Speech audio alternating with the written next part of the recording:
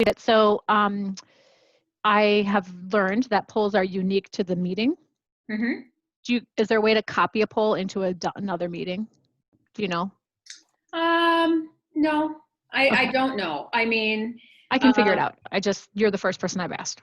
yeah. So, yeah, I would guess that that's like a Zoom support thing. So you guys are, oh, look at you. There. Middling or better. Excellent. So we'll end the poll and then I'll share the results. There you go. I don't see the poll. I'm sorry. Where do I go to find the poll?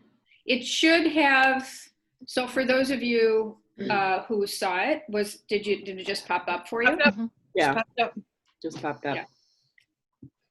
Yeah, Okay. Deborah, there's a whole new world of Zoom out there for you. That. And we still are going to use Google Meet in Bloomington. Well, I mean, I think that, who else is you? Well, first of all, hello everyone, and just as a reminder, I'm recording. And as I mentioned last week, the recordings of our meetings are quite popular. Last I checked yesterday, we had like 69 or 70 people who had viewed our meeting last week. So, but in full disclosure, just letting you know that you're being taped. Anyway, but has anybody else used Google Meet? Sarah? Robbinsdale did. Okay. So what did you think of it? I mean, until we started using Zoom at the university, we were using Google Hangout and had some pros and cons to it. So what do you guys like about using Google Meet? Let's help Deborah feel really good about the choice that her school district has made.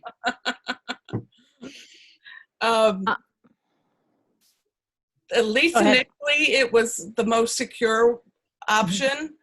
I believe, from what I understand, Zoom has made some definite corrections to that, but Google Meet was the safest. Okay.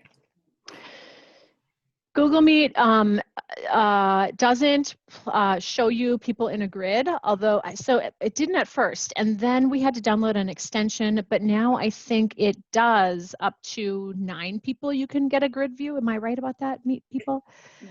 However, if you have a class of more than 9, you're going to want to still get the extension. And Deborah, your district meeting technology people are going to know how to guide you on that.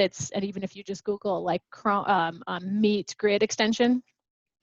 So I have the extension. Oh, good. I have it on there 2 times, so I have to correct that. But what I do like about Google Meet is that the teachers, the parent educators, can go in versus Hangout in Meet. You can do a presentation. You can show your like a Google Slides, and you can do all that. The only thing that because we haven't done the online yet for classes, we've only done Seesaw. So we are going to change that. So we are going to use Google in the fall. So I am excited about that. But it's going into small groups, and we're probably just not going to be able to do it because I just think it takes so much to be able to do that. You have to schedule separate meets. Yes, right. So we'll see. How big are your classes? Oh, well, they used to be, our 2 to 5-year-old classes and mixed classes were up to 15. But of course, this fall, will be smaller. So I doubt that the teachers would even want to use it, at least to start with. So I think it's going to be fine. We'll see how it goes. It's going to be great. You're going to love having that synchronous time with your community. It makes such a difference. We are so looking forward to that. And we were trying to pursue using Parentopia instead of Seesaw. And it's looking a little iffy right now. So, but the district is willing to say, if you can't get everything you need from Seesaw, then let's look at how we can provide that so that those conversations with parents, like a Facebook, but I liked that Parentopia provided that piece. So, I think the district is willing to at least look at some of the needs that we have that are unique to other grades. So. Good. So back to the, thanks for that conversation. Yeah, my experience with both, I think the biggest advantage for me to Zoom is the small groups, being able to take, and especially for me, because if I've got an undergraduate class of 45, you know, to be able to divide them into small groups, or even with our parent ed classes, being able to have smaller groups of 6 people talking is really nice, and to do that. So from the poll standpoint, yeah, like, and I could have edited that poll as before I launched it here. So they're unique to the meeting, and but I would just say, I don't know how you would use one from one unique meeting to another unique meetings, except for not copying it, but basically recreating it. Yep. What would be nice, and I think that there's probably a way to do it, but I've just scratched the surface on Zoom, is, you know, like downloading the results to be able to share them later. So if I had, you know, I was on a Zoom meeting that had like 10,000 people on it, and when they ask about, you know, where are you from, to be able to share that back and, you know, see the variety of people. So, so again, do you want to just, we'll just go through quickly, and pretty much everybody looks pretty familiar. But Sarah Alcock is joining us again. So it's wonderful to see you, Sarah. Thank you. So if you could just, I think I'll just call you by first name, because I know our order is very different, but just if you could just say who you are and what district you are from, and maybe your role, and really anything else you'd like to tell us today. But we'll start with you, Naomi. And we know that you have a wonderful new puppy. I'm Naomi, who's a parent educator with Wayzata. And yeah, our happy news is brand new puppy. Thank you. And Cinnamon? Unmute here first. Cinnamon Tyson, I'm up in Chisago Lakes, parent educator, but also do a little bit of BCFE. So great. And Deborah?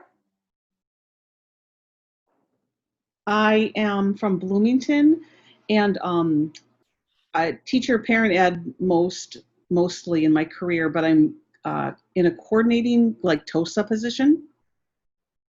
Okay, great. Shelley?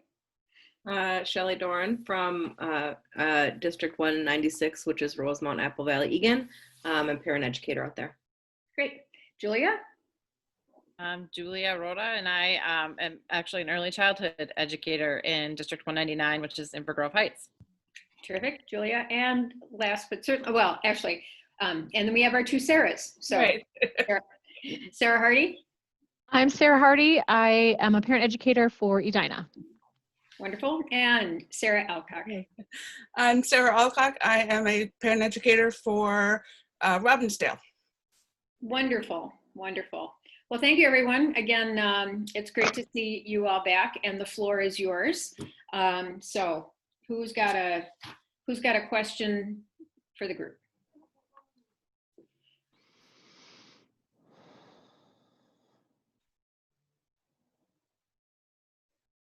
I guess I'll ask something.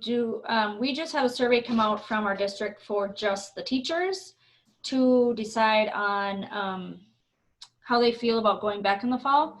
Has anybody else had that? Have you had surveys that have gone out before? And what are your personal feelings about going back? Because I know when I filled out my survey, well, for myself and my kids, I said, yeah, I'm comfortable going back, but I'm also comfortable doing hybrid or long distance learning. But I think as parent educators and early childhood people, we need to make that connection first before we can say, this is how we're going to long distance learn, or this is how we're going to hybrid learn. So any thoughts on that from anybody else? What a great question, Cinnamon. Thank you. We did a survey like that in 199 as well. We haven't seen any results yet, but it came out right before all the stuff that's been happening now in the news. So I feel like I was I want to go back. I want to be with the kids. So, and now that when you hear all the people talking about all the things that it entails, I might have answered a little differently or thought a little bit more about what I said. I think one of my biggest concerns are, teachers union. We're getting several emails, and there are a lot of people with concerns and having enough PPE and, just all the pieces that fall with that. But mine really is, I'm thinking about subs. Like if somebody does get sick, that's 14 days for sure. If they have any symptoms that they need to stay home, and then trying to find a sub to cover that, and that's just one teacher, out of a whole district. And then, childcare and families, it just seems like it's going to be very complicated. My headspace is around my own kids right now. I've got a rising freshman in college. She's supposed to go to Houston. And we're going to hear Friday whether, what their final plans are. That's Rice University. And then my high schooler, like, I think both of them really social emotionally, like, need to get back. So I'm thinking about it sort of as a parent and that with that lens. And my freshman needs to move on, right? She needs to get out of this house. As a teacher, my coordinator has said, well, all the parent ed can just be online, right? So I'm actually thinking that ship has sailed for us for adult ed in terms of the administration's decision about what and how curriculum is going to be presented. But for me, the considerations then are like, well, then, we need to talk about the catalog, because what is doable in a classroom weekly, pre-planned, already done in the past, all that kind of stuff is very different than reinventing, as we all know, because we did it in March, a distance learning, like a quality experience, distance learning for adults online. And so those are my thoughts. We did get a staff survey about what we were comfortable with. And once I don't have the results either to that. I'm fairly comfortable going back in a smaller setting. We were out there and did some measuring in our parent rooms and in our kids' classrooms, and talked about the hybrid model of it. And I think there's some things that could work. And I'm fairly comfortable going back in a safe setting. But with all these districts closing, I don't know how much hope I have. Yesterday you hear Los Angeles and San Diego, and I think it's just going to start rolling out. So I think we just kind of have to be ready for whatever comes, right? I don't have anybody I think when you have somebody at home that's fragile or whatever, you might feel differently about going back and getting contact. And so we did take a survey, and I don't know the answers. I think everybody was across the board with different feelings for different reasons. Deborah, as you say, like the challenge of getting started with a hybrid or in-person model, and then the probability that there's going to be a curveball there, either for the whole system or for a teacher or 2 or 6 who become ill, or if a student. It makes the idea of distance only, just from that lens, very appealing, because it feels like we're going to end up there. But I'm not loving that. Sarah, I agree with you. I'm not loving the idea of having to switch. On the other hand, the possibility of being able to meet with the parents, have them meet each other in real time at least a couple times to build that connection, I think would be so beneficial. But again, I don't want to risk anyone's health. And if I knew we could have 1 month together and then we were going to be splitting, going back to distance learning, I could probably deal with the distance learning option. Sarah, I think that is a really good thought too. And, we were trying to be so creative with our hybrid and all these different ideas and, just trying to do that. And the last time I met with my director, she said, why don't we take the classes that we already have scheduled? So what we're looking at is taking 3 days that we already have classes scheduled from the catalog. We'll start, the classes will be small for families. And then Wednesday, our district, that's the online day anyway for the whole district. So we're going to have all of our online options on Wednesday, but then we really could take those classes and change and go online if we need to. So I'd like that thought about at least starting, and people can find out. And, maybe if there's a teacher that gets sick, that class just has to turn into, an online class.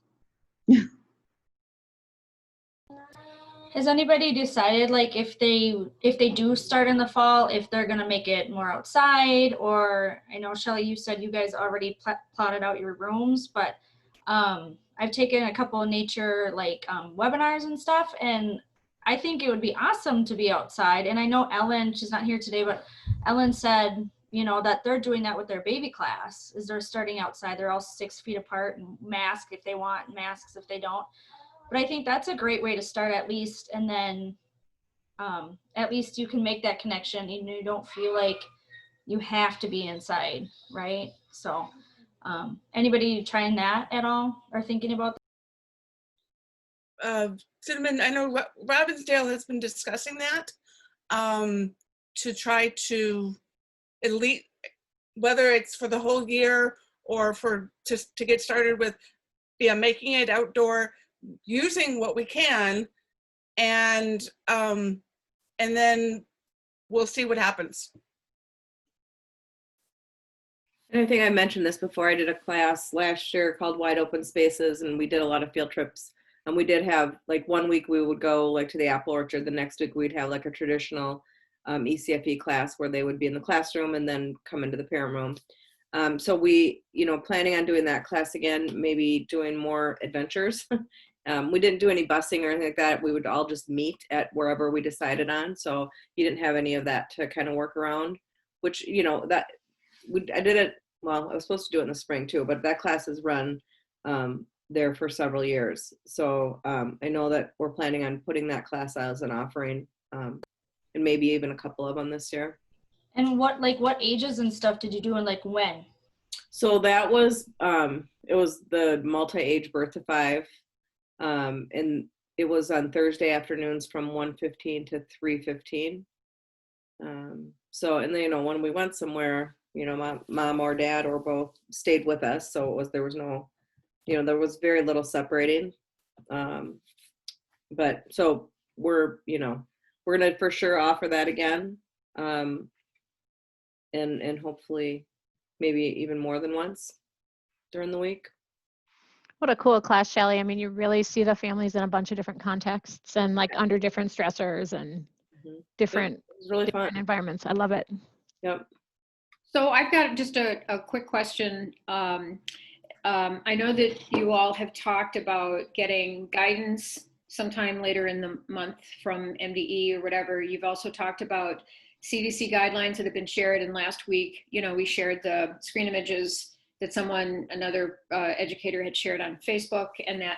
But listening to Shelley talk, what I'm curious about is, so Cinnamon is interested in the outdoor adventures or whatever, Shelley, your title was. I forget what the title was, right? So is that written down someplace so that in the guidelines that you all will get, so if you want to do outdoor learning, you want to do nature-based learning, you want to do, things like that, for the guidance that you will get either from your school districts or from MDE or from whatever, is it that kind of thing? Or is it really more health and safety, keep things X number of feet apart, clean everything? I'm just curious what kind of guidance and information you all will get, because it sounds especially that is really helpful, for Cinnamon to hear about those ideas about outdoor learning.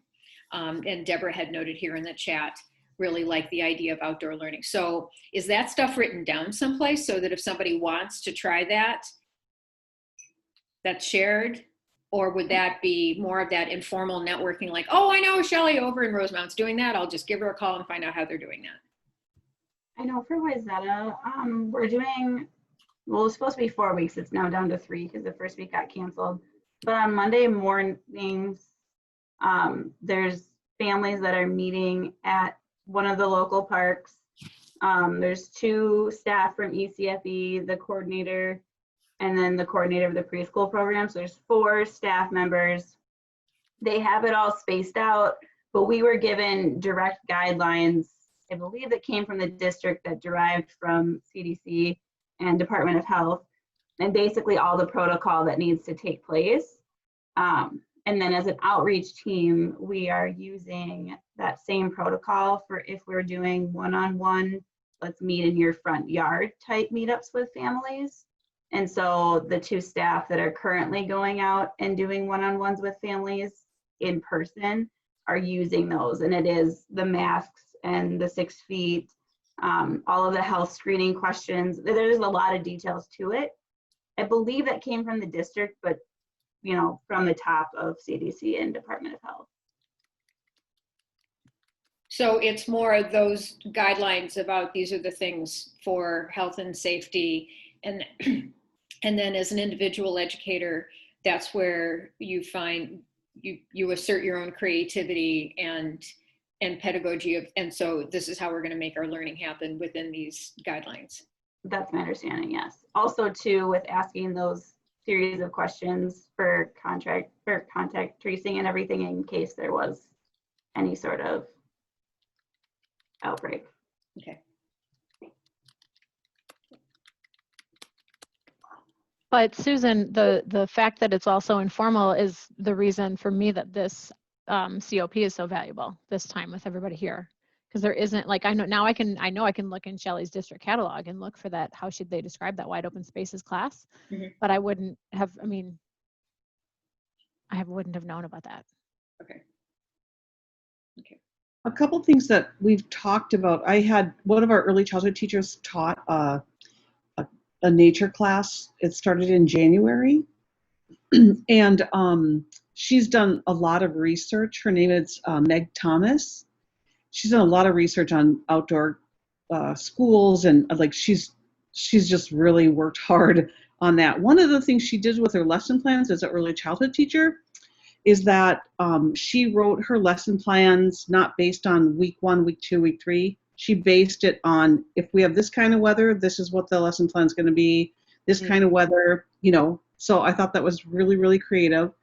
The other thing we talked about is if we do take our classes outside in the fall, we had these really big blankets donated from Bed Bath & Beyond for a reading group that we had, and each family had their own big blanket to read stories on. So we're looking at just taking big blankets or sheets or whatever out, so each family had their own sheet or blanket on the grass, and tried to, you know, bring as much materials as we could out and so that was one of the ideas that we're thinking about for the fall.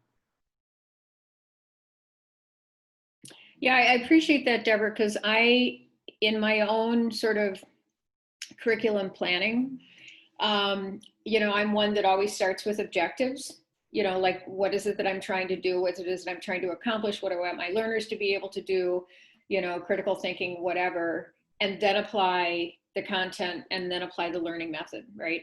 And so I like that idea about contingencies, because one of the things that I've thought about with, you know, there's discussion-based groups, but there's a lot of times curriculum too is the delivery of content, you know? So when we talk about hybrid, you know, anybody in our parent ed classes, you know, can tell you that there's reading involved, and, you know, and then there is also the discussion. And so you can have Zoom discussion or group meets or whatever, but a lot of times in parent ed and in early ed, right, there's content delivery too, right? There's handouts, there's readings, maybe there's a how-to video or a YouTube thing or a thing with Magda Gerber or something like that that complements what happens, you know, in the discussion. And And so a lot of times we talk about sort of offline or face-to-face, but really, even if it is face-to-face, we may be using an online form as well for content delivery. If we were in a classroom, it might be paper copies of stuff or a notebook or, you know, whatever, but it's a complement, right? And so I like this idea of, as a sort of an objectives-based curriculum provider, you know, of thinking like, what is it that I'm trying to do with my learners? And then the plan A version would be that we do a discussion, plus I have handout delivery or whatever. A plan B version is that I do it through Zoom and then I email them handouts, right? A plan C version is that, you know, we take a nature thing and then, you know, as long as it doesn't rain, and then, you know, we meet through Facebook or something. But just having those multiple contingencies of sort of one from column A, one from column B, because then that's sort of that's like a toolbox. That's a toolbox approach, right? And then so that it is like, well, the best that we can do is just this one thing. Well, maybe that is the best thing. It is just one thing. Maybe it's sending stuff out through email. And I know from doing the survey with parent educators or staff and early childhood teachers that email and video conferencing were like the two most valuable uses of technology last spring. And so anyway, but just getting to I like that idea of flexibility and of options, because if you start from what it is that you want to do, and it could also get to Sarah's point about social connections, right? And forming relationships and things like that, of if that's part of my objectives, and it's always part of our objectives, right? Then what are the multiple ways that we can try to do that? Do we do it through a Zoom discussion? Do we do it from a one-time only, families all get together and sit on blankets outside and have the one time, and then we meet together? You know, what are our different methods if social connectedness is something that we're trying to do? Anyway, so I really like that idea about knowing what it is that we're trying to achieve, and then just looking at this toolbox, you know, of ideas, including what happens if it rains.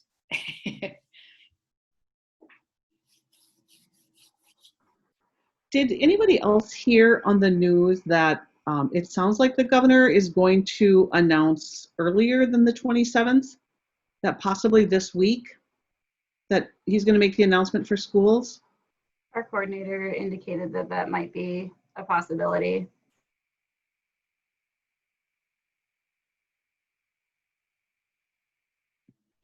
And what is it that you all are anticipating the governor is going to say on or before the 27th? Something. He's supposed to make the announcement of what's going to happen this fall in all the schools. So his announcement that he's going to make on the 27th, he's looking at doing that earlier.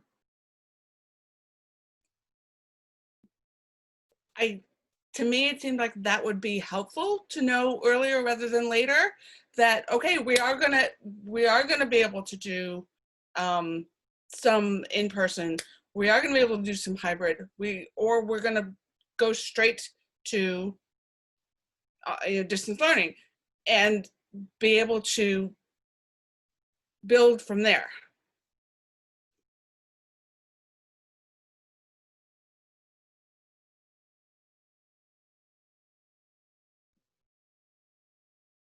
Oh, sorry, guys. I also just I don't know about the date of the guidance that's coming, Deborah, but I hope that it's earlier than that if possible. And I also received an email today from my coordinator about early retirement. Jeez. Not to me specifically, but just an update. The district, I guess, signed an MOU with EME, our local union, to typically the deadline to say you want to retire early is like February 1st. And they've extended it for teachers to like July 26th now, which is interesting because, or 25th, because if the governor's guidance comes out on the 27th, they're asking teachers to decide who are thinking about retiring early, perhaps because or because not of COVID, decide before they have the full information about what the governor is advising. But if he brings that out earlier, then that would be helpful for those teachers who are really on the fence and thinking, if it's distance learning, I'm out. Or if it's hybrid or in person, I'm out, right? Because everybody feels differently. I've heard all three as deal breakers for individual teachers, right? Mhm. So it does feel like things are starting to burble, like decisions are beginning to be forced.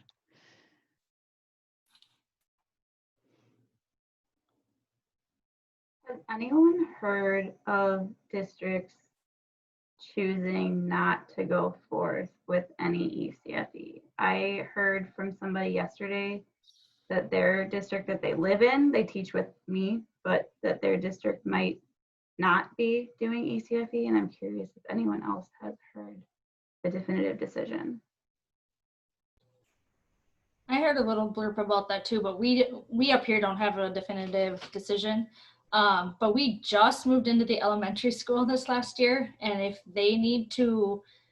they are going to hybrid and they're going to spread kids out more, our rooms are probably gone. So I don't know where we would go. I don't know what building we could use. I mean, we would literally be outside for everything if we could still run ECFE and if we're in the building. So yeah, I don't know. I'm hoping we're still around. I really do. Seems to me like it's a perfect opportunity to use the parent educators to help support all these parents if they do have to do all this, everything. I mean, no matter what they have to do to support them, and kind of expand our group of parents. But maybe they won't see it that way. But I think it's an opportunity to do that. I'm getting the feeling that my district is definitely looking at that as an opportunity. But I also think too about like all of our children's teachers and, you know, what happens with them. But I know that we have tried a couple elementary type parent ed support things this summer. They've kind of been off and on hit, but I mean, when we started, it was right around the 4th. So that could have been part of it. But I know for going into the school year, I've seen a couple things that definitely lend some support to elementary age parents. We talked a little bit about that. This spring, we usually do a transition meeting with our preschool parents, for kindergarten. And so we did them virtually this year and invited a kindergarten teacher from whatever elementary school that those kids were going to be on the Zoom meeting. And that was actually really great. The kindergarten teachers had so much information, and really the parents just wanted to talk to them, but it turned out really great. And so we have since then so we usually do a bridge to school program in August where the kids have like a 4-day opportunity to go practice being in kindergarten in the mornings. Obviously that's not happening. So we have reached out a little bit, trying to let people know that, we are around and we can support. Elementary school parents too, kind of, Naomi, from what you were saying, we could be in there and help support those people as well. So we are working on that. I don't really know where it's at, but we have had a couple meetings to support that theory that we could help in the elementary schools as well.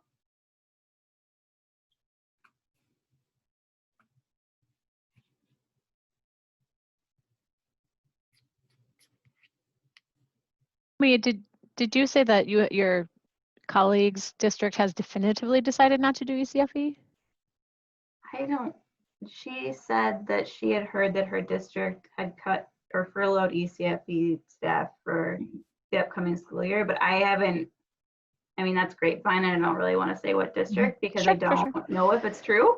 But I'm just curious what others, for our contract for the district, ECFE has to have our LOAs, our letter of agreements, by Wednesday, which is part of our contract. We have to know what we're eligible for the upcoming school year by Wednesday. So we should be hearing, but that doesn't, our preschool staff aren't in that contract. So they have a different meeting. Tomorrow, Wednesday? Wow. I can't remember if I said this last week. We were told by letter, all of us, all licensed staff are in the Early Learning Center, that we won't have assignments till August 7th.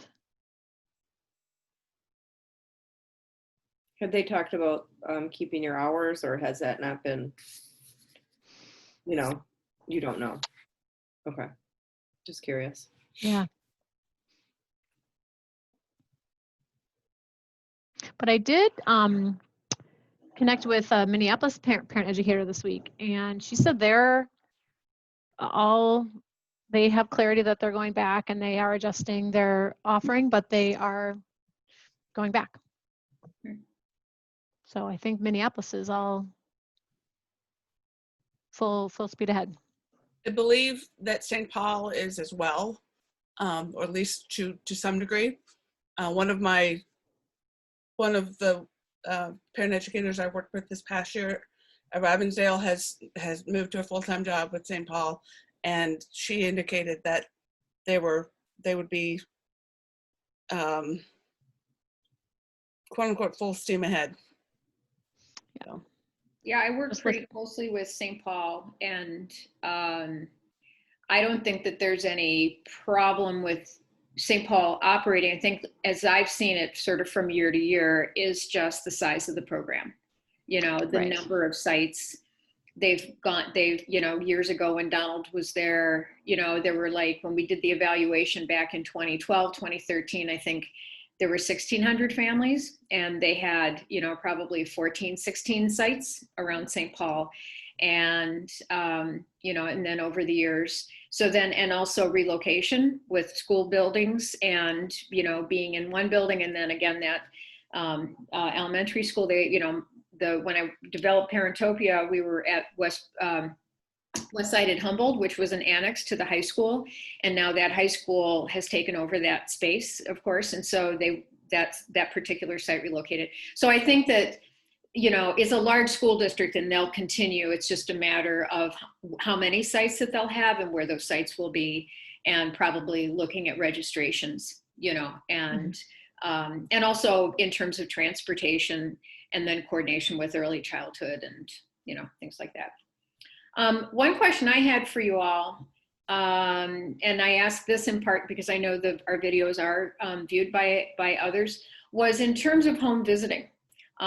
If your program has done it in the past, and what any plans are in the future, or is that just completely gone?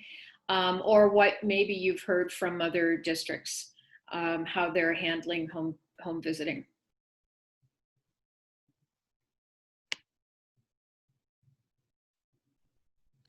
So we only had our special ed staff that went on home visits for the special ed students. And so we never really had any of that. I believe they took out, now don't quote me, but I believe they took out the home visiting for the summer, because I know they stopped the summer special ed preschool that they run usually for 3 to 5 year olds. I know that they stopped that. So I'm assuming they stopped the home visiting too, but I couldn't tell you exactly for sure, so. I do parent coaching, and we haven't even had that conversation yet. So thank you for bringing that to my awareness. Obviously I'm on summer break, but I think about meeting with parents at a coffee shop, which is like, now we don't really do that. I don't know how that's going to work. Most of the time I'm on the phone or doing a Zoom when I do coaching right now. But I'm going to ask those questions. So thanks for bringing that up. But does the Zoom work okay? You know, I mean, I was seeing something in the New York Times the other day actually about telemedicine and teletherapy. And a lot of my friends who are marriage and family therapists or individual counselors, you know, have moved to online platforms and discovering that they work pretty well. And and so there was this article, I think in the Times, that even, who knows when all of this will change, but even once we're back to, you know, physical environments and face-to-face, that a lot of therapists will maintain, you know, distance provision because it works well. And it's, and also cuts down on people not being able to make appointments and, you know, and that kind of thing. So Karen, does the counseling, parent counseling that you do, does that seem to work okay through Zoom? Yeah, it does. And actually sometimes it works better because the parents can be more selective of the timing and the situation. And I don't know, there's something about this face-to-face online piece that allows sometimes to go even deeper into subjects that you might not be doing a face-to-face. I don't know, but for me, it's a format that I would probably continue later as an option. Yeah. So if you don't mind, because I think this is a world we have not explored in parenting education, right? Mhm. And largely because we are more likely to work in groups and then think about curriculum, and then especially through ECFE fostering, discussion through groups, and then what that means from an online, and because ECFE traditionally is face-to-face and is connected to the childhood and the parent-child interaction piece, which again is face-to-face, that video conferencing hasn't been as necessary, and now it is. So with doing the parent coaching, if you were to just say pros and cons on this, so you listed a few things that make it valuable. Any negatives? Because I could see, I honestly would encourage this discussion at like a Manafi or something like that. Yep. To sort of think critically about this method of, especially for one-to-one, and nothing's perfect, right? So so if you don't mind, could we just sort of tease out a little bit? You mentioned some pros. What are some negatives to doing this? So what I think about it, I think that it's important to think about what is the topics you're discussing. There are some topics that you really need to be face-to-face on. There are other things that it's okay to do one-on-one. Sometimes when it, like for example, if you're doing parent development, anywhere where the parent is growing, that one-on-one fits. But if you're looking at parent-child interaction, that's a whole nother story, or parent-child dynamics and all of that. So it's going to depend upon which topic, which domain you're under, and how you do that. What are some of the negatives? That's a question I would ask the parents. I think it's, obviously having access to Zoom, having a phone that works. I got a call from a parent yesterday that just said, just to let you know, I got my old phone back, so I can do these things now. And this is a parent from our family school program, our family literacy program. So, having the technology, it's the same kind of boundaries that we have with the other things, I think. I don't know, I have to think a little bit more on that question, but that's off the cuff. Having been a parent-child home visitor in early Head Start and early intervention in other states, I would say, like Karen just said, the watching the parent-child interaction part would be a lot harder via an online platform. The other thing that I noticed, and I saw this especially in early Head Start, being able to see the homes when possible, because I could keep track of, well, I need to bring the family advocate in or somebody else like that, the home health nurse. And if you're doing it online, you're only getting a small picture of their home. But so those are two downsides that can be completely offset by the good sides. Right. Good point. Yeah, and I totally agree with that, Sarah, because I've done some home visiting as well. And just seeing that environment is, I think, really important. And especially if parents are struggling, it's really important to have a physical person in their house and, just to see that environment. I just think that physical presence with a parent who might be struggling with something that's either significant or just significant to them is important. So, I mean, I think the Zoom is great. I did a Zoom with somebody this spring, but she was like bawling. And so like, I'm on the screen with her and that's really hard. So I think those things would be a continued struggle for people that are needing that extra presence in their house. So much of our work is situational. Yeah. And so it's being flexible to whatever situation that is. And it's hard to come up with, concrete things because everything is so situational. And I just wonder if that's one of those things, like Sarah, you were talking about those first couple times to meet together so you can build that relationship maybe and then move to the if they needed Mhm. continued support, Zoom would be a good place to I've be. al- Well, and I think sometimes, so maybe parent coaching is meeting at a neighborhood park. Maybe it is meeting at, I don't know, people, we're not going to the libraries yet, but something like that. Because I've met parents or families at the library. I don't know that that'll happen right now, but it could be just looking at it with some of the same guidelines that we have with our classes. Is it an outdoor learning experience and so on? I'm having a hard time with my earbuds. Anyway. One drawback of Zoom is I found that parents sometimes don't have the privacy that they need to really go there and share, because they have ears kind of around them, and the chat is great as a band-aid for that, but it's still a barrier if there's something. I have found that a parent is inhibited to really fully disclose in the presence or even the audio presence of their kiddos. So just being in a room with a closed door and another person is a really powerful setting to really get at some of that harder stuff, I think. So that's a downside. But if you can't do that, then try to do what you can to mitigate that. Mm-hmm. Yeah, just think about the Zoom conversations I've had seeing the parent on their bed in their bedroom and the kids are out, not in the bedroom. Mm-hmm. But yeah, I think you're right on there. And yeah. Just to address your question about home visiting, Susan, I haven't done any. I've always wanted to tag along on the ACSE home visits, and I think they're still ongoing for 0 to 3 evaluations, because the clock, I think, is still ticking on all those evaluations. And I know that 0 to 3 evaluations mandate a home visit. Maybe 3 to 5s do too. I'm failing to remember. But I haven't done it, but I know.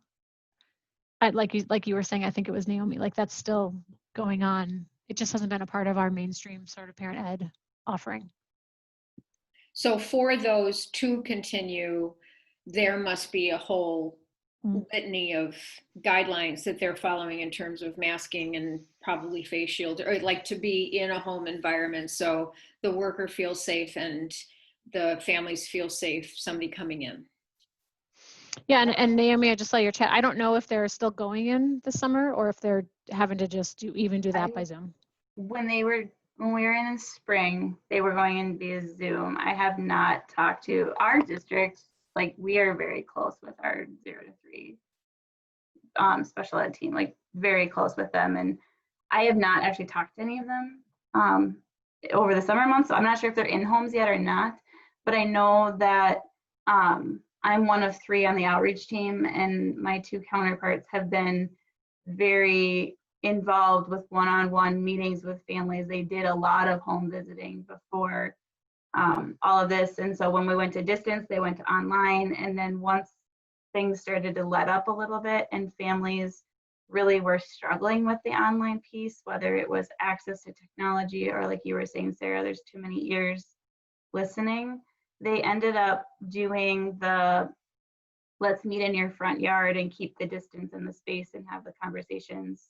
Not that the front yard lends that much better to sometimes the ears, but at least it just gave a different level of connection for those families that needed it. And they do it on a family to family basis, depending on what that family needs. Another downside that I discovered to an extent but heard about much more in the spring was families who have one or more older children who are in K through 12, and there might be a computer in the house, but there's not enough time between what 2 kids and the parent needs to do in order to get online and do what do the parent education, to make sure the kids get the younger child gets to see his or her teacher, and then the older children getting to do what they need on school. Just because there's a computer in the house doesn't mean that it's enough. Right. And I would say in looking at the, as we go through the survey results, both from parents and as well as from staff, and talking about looking ahead to how do you, one of the questions that we had in the survey was, how do you, or what kind of changes will be necessary to meet the needs of families? That idea of flexibility around families' use of the computer and the internet, was, I see that a lot, and which is the reality, right? And it is the reality for a lot of families. And then, but then from the standpoint of offering classes as parenting educators, is also, so does that mean that I offer flexible classes, flexible class times based on when families can join us, or what? So, yeah. Great, thank you. Thank you, Deborah. Oh, and she's gone. Do you know, sort of then along that line, are any of your, what are your school districts doing then to up the technology access for families and children? I know in some places they're offering hotspots, and sometimes they're offering more computers for families, right? Both laptops as well as tablets, things like that. Especially Cinnamon, I'm curious in where you are, in a smaller school district, is your school district offering devices or Wi-Fi access for families? So far, just for when it, happened here in March, to the end of the year, they offered Chromebooks to families that needed it. And then they all had to turn them back in at the end of the year. So I don't know what they're planning for fall. I'm not sure. I'm thinking, again, they're waiting for the governor to decide what we're doing, and to like what's going to happen with the parent surveys and how many people are okay with the hybrid or the distance learning or whatever. And then they'll go from there and decide who really needs all of this, and yeah, how we have access to get it to the families. So, okay. So still kind of a wait and see. Yep. I think Karen, correct me if I'm wrong, aren't our kindergartners getting iPads? Yep, I think there was something out about that. Yeah. Yeah, and I think right now, or last year, it was one iPad for 2 kids, and now it's 1 per child. Yeah. So, but that helps many families, but there are still issues that get in the way of that too. And some of it is, how savvy are parents, and, to being able to figure out how to use it. And it takes a lot of work for a kindergartner to be online. It takes a lot of work from the parent, right? Right. Yeah. The kids will have a blast, but it's that parent piece that's hard. So then what, because I see this come up a lot too. So then are you all being asked to sort of be tech educators with the parents about using the iPads? Not yet. Not yet. But it's something that I would, if it's a need, I would step in and do, just like any request that coming in from a parent. Or sometimes I will ask to see what their technology is, where they're at with it. I don't know how I ask that, but somehow I ask that, and then support as I can. But that's always been over the phone, or it's always been over the phone. It's never been at their homes or that. So yeah. I just keep thinking of how we do home visits, and we just, we could do a garage door parenting, or campfire parenting, or sit around the fire pit and talk to the parents. I mean, there are so many, we could get fun and creative with this if we really wanted to. Yeah.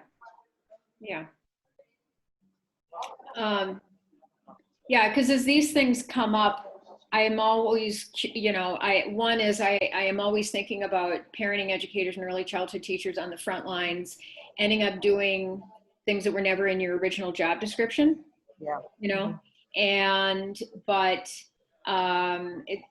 somebody, somebody's got to do it. And this is what I've been saying to my family educator, family students as undergrads, is the reason I'm talking to you about not just about the research about technology use in families, but also about digital citizenry and family professionals and use of technology, is because over and over and over, the parenting educators and the early childhood teachers I work with are on the front lines, and they're the ones who are assisting with how do you log into this device, right? And how do you, you're worried about security or, things like that, that are not specifically about toilet training and about temperament, but the parent has a need. And oftentimes what I see in school districts is there's all kind of tech assistance for kids in classrooms, but not so much for adults. And especially for adults and maybe non-English language learners or whatever. So it falls on the teachers that are right on the front lines. It's just like, well, somebody is here or somebody's got to help you figure this out. I guess it's me. And so, but then that leads to my thought about could there be some efficiencies that if there are, and this is for another discussion and maybe for next week, but I'm just thinking about creating sort of, we have screencast-o-matics, or like where you can do, like I did one on Parentopia, but it's like of a video so that you do it one time and it's like a video lesson and you do it and then it's just, and then, so you don't have to keep repeating it over and over and over, but you can move your mouse around and it could be, if you're using this app with your child to learn about X, Y, and Z, first you do this, then you do this, then you do this. So then when a parent has that question, you can say, oh, I created a short video on that. Here, let me show you, whatever. But anyway, well, good. Well, here we are at 1. Thank you all. Any remaining questions or observations for the group as we come to close? It's just good to hear what everybody's thinking and knowing that I'm not alone. So thank you. Wonderful. Well, and as we're mining through the survey responses from parenting educators, it's part of it that I love is we're mining the emotions in the survey responses. So there's the what did you do and how did you do it? But when we come to questions like what was your experience doing this and what are your suggestions? It's just, I'm just so much overwhelmed with expressions of this is really hard, this is really challenging. And yet, just as, again, Naomi, our hashtag of uncertain but hopeful. But we're all in this, we're all going to figure it out. And that's what I get from week to week in our meetings is just hearing your wonderful optimism and resourcefulness with each other. So, well, thanks everybody. Have a wonderful week. Thank you, you too. The last thing I'll mention is Manafi has asked me to do some fall regional workshops. Specifically around technology integration stuff. So don't be surprised if next week or so I'll bug you to, I mean, they have, I think way more, way more ambition than we'll have time to cover as these things happen. But anyway, because I want to, whatever we do in the workshop be meaningful, I will probably mine your interests to help me fashion what would be a great workshop. So, I have a quick question, and I know I haven't been able to be a part of these meetings on Tuesdays as much as I would like to, and I'm not sure if I can next Tuesday either, but have we talked about ways of helping parents with some of the fears that they have and how to work through that? Oh. Nope, not that I know of. I mean, I think that I'll make a note if you'd like next week when we start, we can launch that question, Karen. If it's interesting to other people, great. I think I'm going to be traveling, actually on the road on the freeway next Tuesday. So I might do this in my car, but you won't see me. So we'll see. We'll see how it goes. Yeah. Okay. No, I mean, because of Cinnamon's wonderful question at the beginning about, the survey to staff and how you all are feeling about it, I think it's a wonderful complimentary question then to think about, because there is no good answer about this school question. There just isn't, Right. So, yeah, I think that's fabulous. So it's okay with the rest of you. Why don't we start our discussion next week with this question about helping parents with their fears. Sounds good. Okay. Thank you. Great. Appreciate it. Thank All right, you guys, I'll have a good week, everybody. You too. Thanks. Thank you so much. You too. Bye-bye. Bye-bye. Bye.